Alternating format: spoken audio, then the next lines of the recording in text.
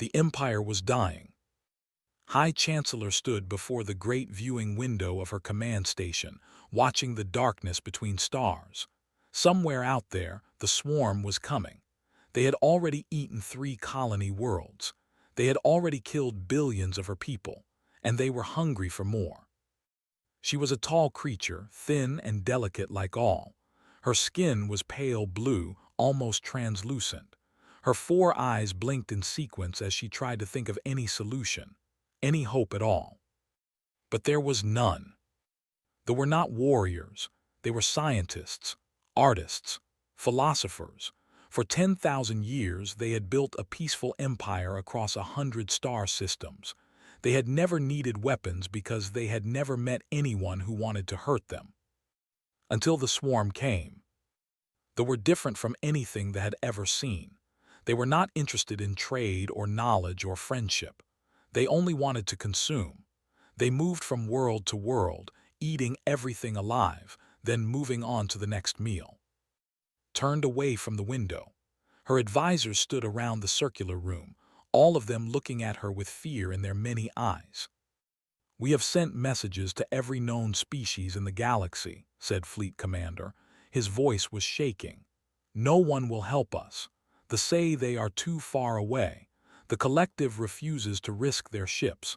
The Galactic Council has declared our sector a quarantine zone." "They are leaving us to die," said quietly. "Yes, High Chancellor." She closed her eyes, all 4 of them. The weight of her people pressed down on her shoulders, mothers and fathers, children, elders who had lived for centuries. All of them were counting on her to save them. And she had nothing. "There must be someone," she whispered, "anyone." One of her younger advisors stepped forward. His name was, and he was barely past his 1st century. Too young to remember the golden age of the Empire. Too young to know what they had lost. "High Chancellor," he said carefully, "there is one option we have not tried." Speaker pulled up a star chart on the holographic display. He pointed to a small yellow star at the very edge of known space. "This system was discovered by our long-range probes 50 years ago. We classified it and sealed all records." Frowned, classified. Why would we hide the existence of a star system? Looked uncomfortable. "Because of what we found there, High Chancellor. The 3rd planet from the star is inhabited, intelligent life. They call themselves humans." "Why have I never heard of them?" "Because," High Chancellor paused. He seemed afraid to continue. "Because their world is a death world." The room went silent. Every knew what a death world meant. It was a planet so hostile, so dangerous that no civilized species could survive there. Worlds with crushing gravity, worlds with toxic atmospheres, worlds filled with predators and poison and death at every turn. "A death world with intelligent life?" asked. "That is impossible." "It should be impossible," agreed. "But the humans exist. They evolved on a world where everything is trying to kill them. They breathe a corrosive gas mixture. Their gravity is nearly twice ours. Their star bombards them with radiation. They have predators that can kill with a single bite, plants that produce deadly toxins, and diseases that could destroy entire cities." "And they survive all of this?" asked. "They do more than survive, High Chancellor. They thrive. They have spread across their entire planet. They have even begun reaching into space." Felt something strange in her chest. It took her a moment to recognize it. Hope. "If they can survive such horrors," she said slowly, "perhaps they can help us survive the swarm." "High Chancellor, I must advise against this," said quickly. "We know nothing about these creatures. What if they are worse than what if they see us as food? What if they are our only chance?" Cut him off.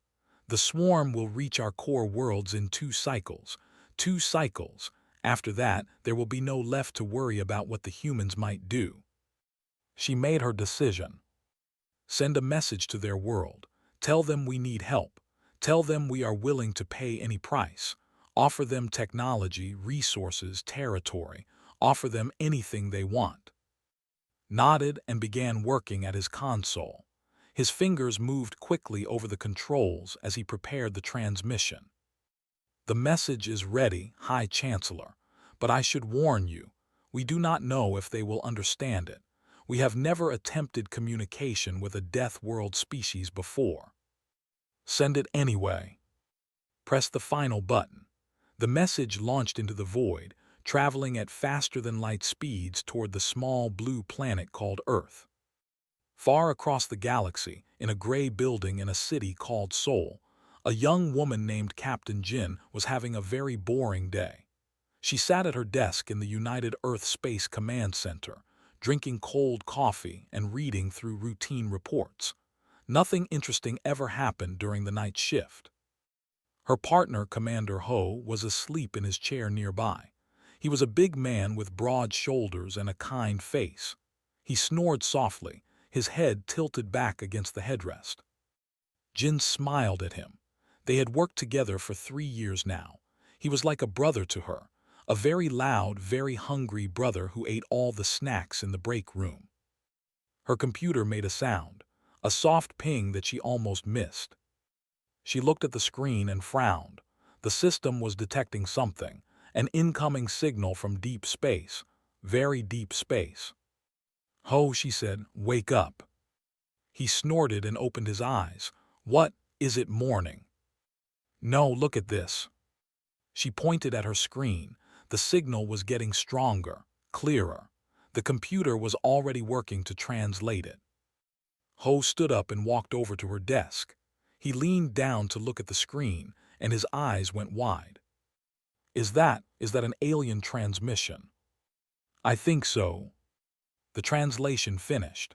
Words appeared on the screen, simple words, desperate words. Please help us. We are dying, the swarm is coming, we have no one else, please. Jin and Ho looked at each other. For a long moment, neither of them spoke. Well, Ho said finally, I guess the night shift just got interesting. Jin was already reaching for the emergency communication line. This was going to change everything. Somewhere in the galaxy, they waited for an answer. They had no idea what they had just awakened. They had waited 14 cycles for an answer. 14 cycles of watching the swarm grow closer. 14 cycles of evacuating outer colonies and burning defense stations. 14 cycles of hope slowly dying. Then the humans came. High Chancellor stood on the observation deck of her flagship, surrounded by her most trusted advisors. They had gathered to witness what they thought would be a small rescue force, perhaps a dozen ships, maybe less. They were wrong. The first human vessel dropped out of faster-than-light travel like a monster emerging from a nightmare. It was massive, bigger than anything they had ever built. Its hull was dark gray, covered in weapons and armor plating. It looked like something designed for one purpose only: war. Then more ships appeared.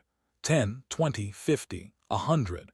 They kept coming, filling the void with steel and fire and terrible purpose.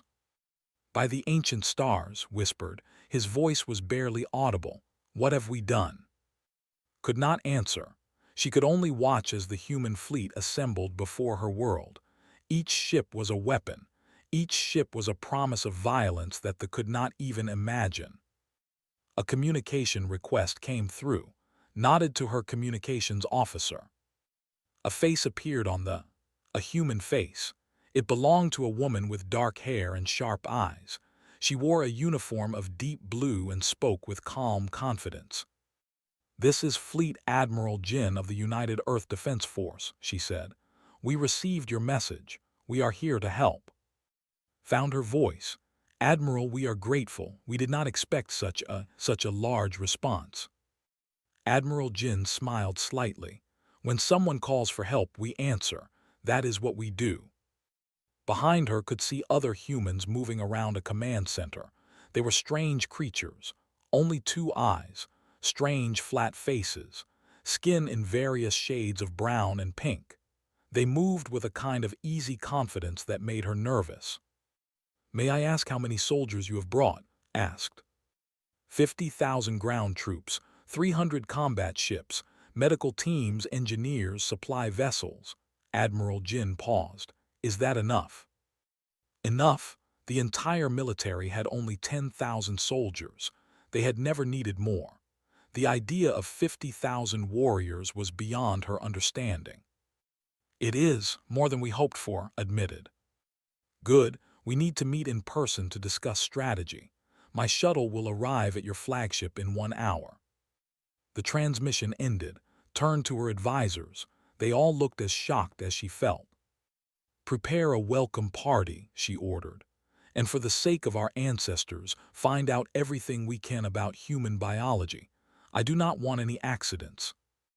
1 hour later, the human shuttle landed in the flagship's docking bay, had gathered her senior staff to greet their new allies. They stood in a neat line, wearing their finest ceremonial robes. The shuttle door opened. Admiral Jin stepped out first. She was shorter than had expected. Humans were smaller than, but she moved with a predator's grace. Behind her came a large human male, Commander Ho, according to the briefing documents. He was built like a wall of muscle and bone. But it was what happened next that made everyone in the room take a step back. The humans walked through the docking bay without breathing masks, without protective suits. They breathed the atmosphere like it was nothing. They walked in gravity, lighter than their own, like they were floating on clouds. Is there a problem? Admiral Jin asked. She had noticed their reaction. Swallowed hard. Our atmosphere contains trace amounts of chlorine gas. It is harmless to us, but we were told it would be toxic to most species. Ho laughed. It was a deep, rumbling sound. Chlorine. We put chlorine in our swimming pools back home. Our children play in it. They exchanged horrified looks. Perhaps we should move to the conference room, suggested weakly. They walked through the ship together. Along the way, noticed how the humans looked at everything. They studied the walls, the doors, the crew members, not with fear or wonder, but with the calm assessment of creatures who had seen far worse. In the conference room, they sat around a large table, had ordered her best food and drink to be served, but the humans politely refused. Your food contains compounds that would upset our stomachs, Admiral Jin explained. We brought our own supplies. She reached into a bag and pulled out something wrapped in strange material. She unwrapped it to reveal a dark brown bar. Chocolate, she said. Want to try some? One of his advisors scanned it with a portable device. He immediately turned pale. High Chancellor, this substance contains theobromine. It is a powerful toxin. Even a small amount could kill in minutes. Admiral Jin looked surprised. She looked down at the chocolate bar in her hand. Really? Humans eat this every day. We give it to our children. Your children eat poison for enjoyment. We also drink caffeine, Ho added helpfully. And alcohol, and capsaicin. That is a chemical that causes intense pain, but we put it in our food because we like how it tastes. They looked at the humans like they were looking at monsters. Beautiful, terrifying monsters who ate poison and breathed toxic gas and lived on a world that should have killed them 1,000,000 times over. Let us discuss the swarm, said, trying to change the subject. Admiral Jin nodded and activated a holographic display. Images appeared showing the massive creatures with razor-sharp claws and armored bodies. They moved in swarms of thousands, consuming everything in their path. These are the enemy, Ho asked. He leaned forward to study the images. They look like big bugs. They are not just bugs, said sharply. They have destroyed civilizations. They cannot be stopped. They cannot be reasoned with. They only eat and breed and kill. Sounds familiar, Admiral Jin said quietly. We have fought things like this before. You have. On our world we call them locusts, ants, termites. They swarm, they consume, they seem unstoppable. She smiled, and there was something dangerous in that smile. But we found ways to stop them. We always do. She stood up and walked to the viewing window. Outside, the human fleet hung in the void like a wall of steel. High Chancellor, I want you to understand something. Humans evolved on a death world. Every day of our existence has been a fight for survival. We have faced predators with teeth longer than my arm. We have survived ice ages and plagues and disasters that should have wiped us out completely. We have fought each other in wars that killed hundreds of millions of our own kind. She turned back to face. Her eyes were hard. The swarm thinks it is the most dangerous thing in the galaxy. It is about to learn that it is wrong. Felt something she had not felt in a long time. Real hope. Not the desperate hope of someone with no options, but the solid hope of someone who had found true allies. "What do you need from us?" she asked. "Information about the swarm, maps of the territory, and your trust." Admiral Jin extended her hand. "We will handle the rest." Took the human's hand. It was warm and strong and surprisingly gentle. "You have our trust, Admiral." Admiral Jin smiled. "Then let us go hunting." Somewhere in the distance, the swarm continued its advance. It had no idea that the prey had just become the predator. The swarm had never known fear. For 1,000 years, they had swept across the galaxy like a plague. They had consumed entire civilizations. They had reduced beautiful worlds to barren husks. They had faced armies and fleets in desperate last stands, and they had eaten them all. They expected the same outcome when they reached the colony world of. They were wrong. Sargent stood on a ridge overlooking the valley below. She was a small woman with short black hair and a scar running down her left cheek. Behind her stood 500 human soldiers. They wore heavy combat armor and carried weapons that could punch holes through starship hulls. Below them, the swarm approached, millions of moving like a black tide across the landscape. Their clicking sounds filled the air. Their hunger was almost visible. "They are huge," said Private Sungmin beside her. He was young, barely 20 years old. His first real battle. "They are just bugs," replied calmly. "Big, ugly bugs. Big, ugly bugs with claws that can cut through steel." Smiled. "That is why we brought bigger guns." She activated her communicator.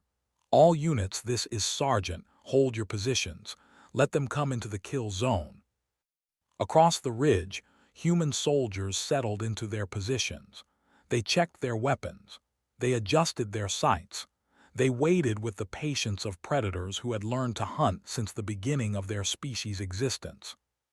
They reached the bottom of the valley. They were even more terrifying up close. Each creature was 3 meters tall, covered in black armor plating, with 6 legs and 4 arms ending in blades. Their heads were masses of teeth and compound eyes. The lead paused. It raised its head and seemed to sniff the air. Perhaps it sensed something different about this prey. Perhaps it felt, for the first time in its existence, a tiny flicker of doubt. Then it screamed its war cry and charged up the hill. The rest of the swarm followed. Raised her hand, she waited. They got closer. 500 meters, 300 meters, 100 meters. "Now," she said. The ridge exploded with fire. Human weapons tore into the swarm like nothing it had ever faced. The first wave of simply disappeared, reduced to fragments of chitin and ichor. The second wave stumbled over the bodies of the first. The third wave hesitated. Hesitated. The swarm had never hesitated before. "Push forward," ordered. "Do not give them time to think." The human soldiers advanced. They moved with terrifying efficiency, each unit covering the others, each weapon finding its target. They did not run. They did not panic. They walked into the enemy like death itself had taken physical form. Private Sungmin found himself face to face with a warrior. The creature was twice his size. Its claws were longer than swords. Its mouth opened wide enough to swallow his head. He shot it in the face 3 times. The creature fell. Sungmin stepped over its body and kept moving. On the other side of the battlefield, a group tried to flank the human position. They had used this tactic 1,000 times before. They would circle around, attack from behind, and consume the enemy while it was distracted. They ran into Corporal. She was waiting for them with a heavy pulse cannon. When they came around the rocks, she opened fire. They had never seen anything like it. Streams of superheated plasma cut through their ranks like a knife through water. They tried to retreat. Did not let them. Running, she called out. I thought you were supposed to be scary. She chased them down, every single one. In the center of the battle, Sergeant fought with a fury that surprised even herself. A leader bigger than the others, smarter, more cunning, had singled her out. It saw her giving orders. It knew she was important. It came for her like a nightmare. Its first attack. She ducked under its second. She grabbed its arm with her bare hands and twisted. The creature screamed as its own limb bent in a direction it was never meant to go. On Earth, said calmly, we have a sport called wrestling. Children learn it in school. Want me to show you some moves? The tried to bite her head off. She head-butted it instead. The creature staggered back, ichor leaking from its shattered face. That one is called a headbutt, she said. Very basic, very effective. She drew her sidearm and put 3 rounds through its skull. Around her the battle continued. But it was no longer a battle. It was a slaughter. They had never faced anything like humans. They were faster, stronger, more durable than any enemy the swarm had encountered. They fought with tools and tactics that they could not understand. But worse than that, far worse, was that the humans enjoyed it. They laughed as they fought. They shouted challenges at their enemies. They competed with each other to see who could kill more. For them, this was not a desperate fight for survival. This was what they had been born to do. 2 hours later, it was over. The valley was covered in bodies, millions of them. The ground was black with their blood. The air was thick with the smell of death. Sergeant stood in the middle of the carnage, breathing heavily. Her armor was scratched and dented.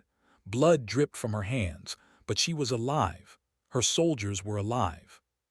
Casualties, she asked. 12 wounded, reported Corporal. No deaths. Nodded. 12 wounded against millions of dead. She would take those numbers any day. Her communicator crackled. Admiral Jin's voice came through. Sergeant, we are getting reports from across the planet. Every human unit is reporting similar results. The swarm is retreating. Retreating, repeated. The swarm does not retreat. It does now. Looked up at the sky. Somewhere up there, human warships were hunting down vessels. Somewhere up there, the balance of power in the galaxy was shifting. Admiral, she said, what are your orders? Chase them. Do not stop until they surrender or die. Make them understand what happens when they threaten our friends. Smiled, it was not a friendly smile. Understood, Admiral, it would be my pleasure. She turned to her soldiers. They were tired. They were bloody. And they were grinning like wolves who had just found a fresh hunt. You heard the Admiral, she said. The bugs are running. Let us show them that running will not save them. A cheer went up from the soldiers. They reloaded their weapons and began moving out. The hunt was not over. The hunt was just beginning. Miles away, the surviving fled in terror. They had come to this galaxy looking for food. Instead, they had found something they never expected. They had found death. And death was wearing a human face. On the flagship, High Chancellor watched the battle reports come in.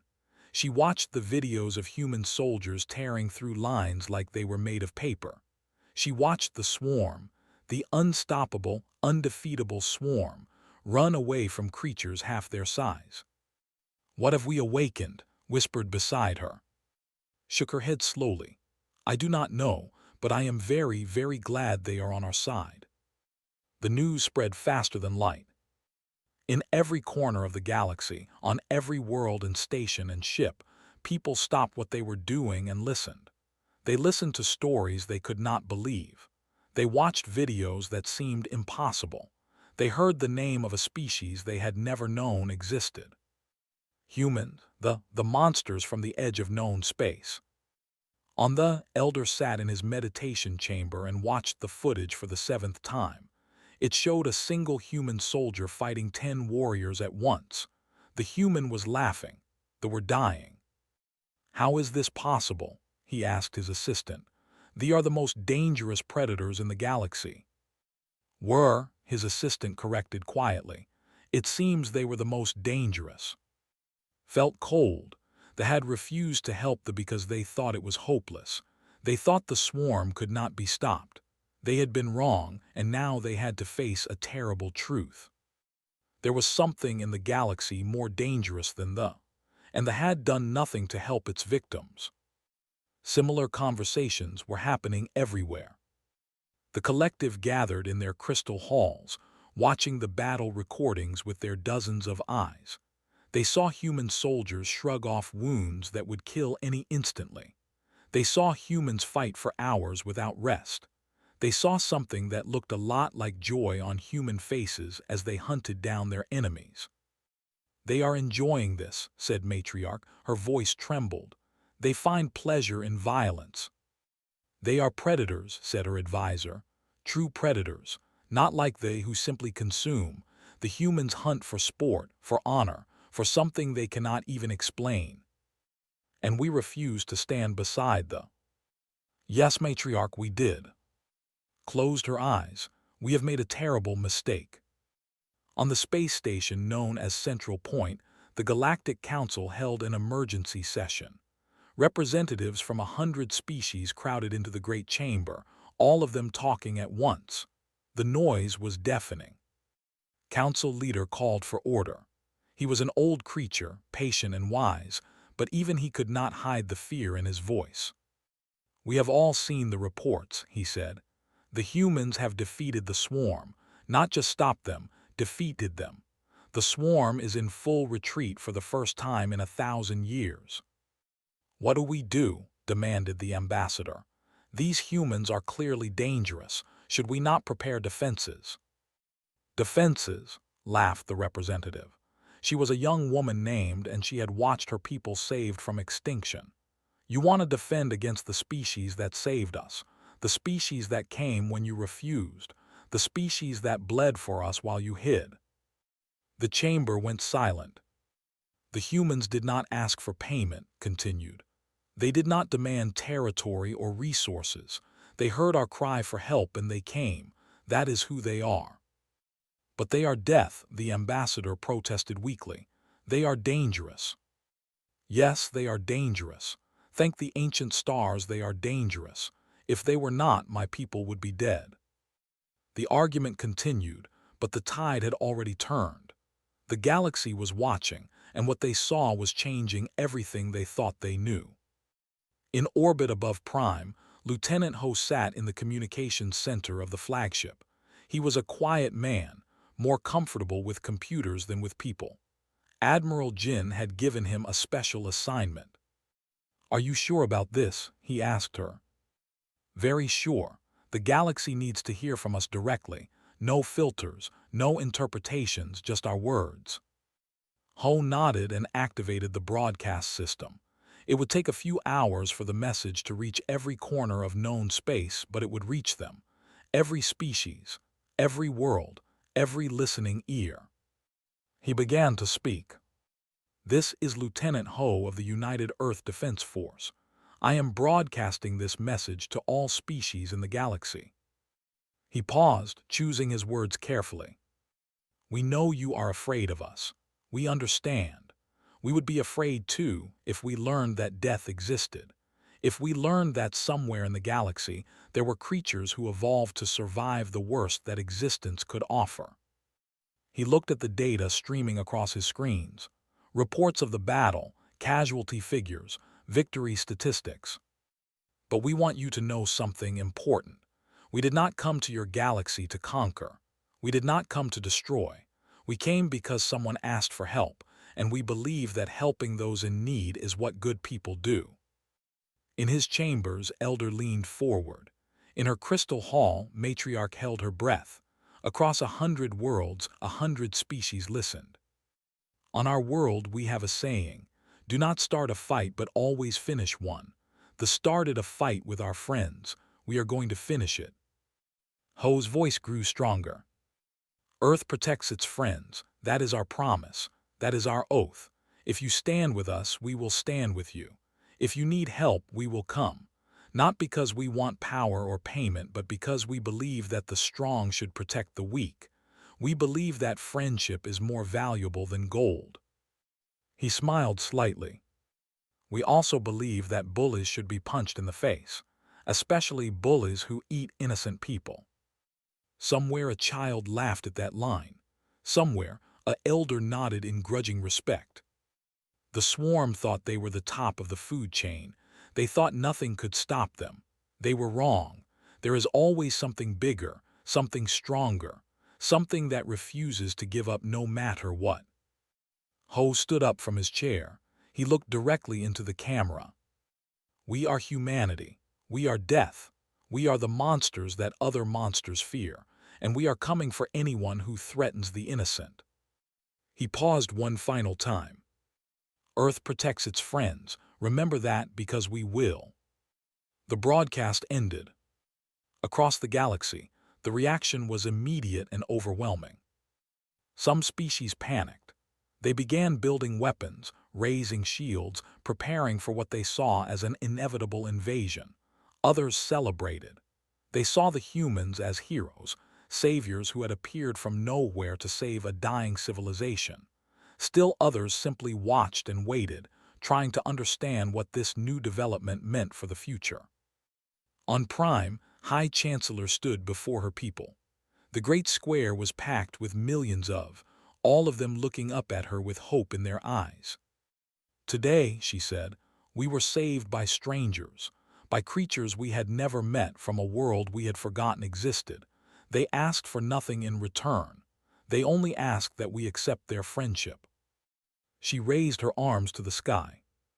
I say we accept. I say we thank the stars that sent the humans to us. I say we show them that they know how to be grateful. A roar went up from the crowd, a sound of joy and relief and something new, something that had not existed in the soul for a very long time. Pride, pride in their new friends, pride in a future that suddenly seemed possible. Above them, human ships patrolled the sky, guardians, protectors, death who had chosen to use their terrible strength for good. And in the darkness between stars, the swarm ran. They ran from something they had never expected to find. They ran from predators who had taught them the meaning of fear. They ran from humanity. But they could not run forever. The humans were coming. The humans were always coming. And the galaxy would never be the same. The end came quietly. After 3 months of relentless pursuit, the swarm had nowhere left to run. Human fleets had hunted them across a dozen star systems. Human soldiers had destroyed every hive, every breeding ground, every last hope of recovery. The swarm queen, the ancient consciousness that controlled every in existence, finally did something it had never done in 1,000 years of conquest. She surrendered. Admiral Jin received the transmission on the bridge of her flagship. The message was simple, translated through a dozen languages until it reached something humans could understand. We yield no more, please, no more. She leaned back in her chair and looked at Commander Ho. He stood beside her, his arms crossed, his face unreadable. What do you think? She asked. I think they are finally afraid, he said. Real fear, the kind that breaks the spirit. Should we accept? Ho thought about it. He thought about the billions of who had died before the humans arrived. He thought about the countless worlds that the swarm had eaten. He thought about justice and mercy and the thin line between them. Yes, he said finally, we should accept, but with conditions. Jin nodded. She had expected that answer. It was the right one. She opened a channel to the Swarm Queen. This is Admiral Jin of the United Earth Defense Force. We accept your surrender. But understand this. If your swarm ever attacks another civilization, ever consumes another innocent world, we will return. And next time we will not stop until every is dust." There was a long pause. Then the Queen's response came. "We understand. We will not forget. We will never forget." The war was over. 1 week later, the Galactic Council gathered for a historic session. For the first time in its long history, a new species was being formally welcomed into the galactic community. The Great Chamber was filled beyond capacity. Every species wanted to witness this moment. Admiral Jin walked into the chamber wearing her dress uniform. Behind her came a delegation of human representatives, diplomats, scientists, soldiers, artists. They moved through the crowd with easy confidence, nodding politely to the aliens who stared at them with a mixture of fear and fascination. Council leader met them at the center podium. He was nervous, his hands were shaking slightly, but he hid it well.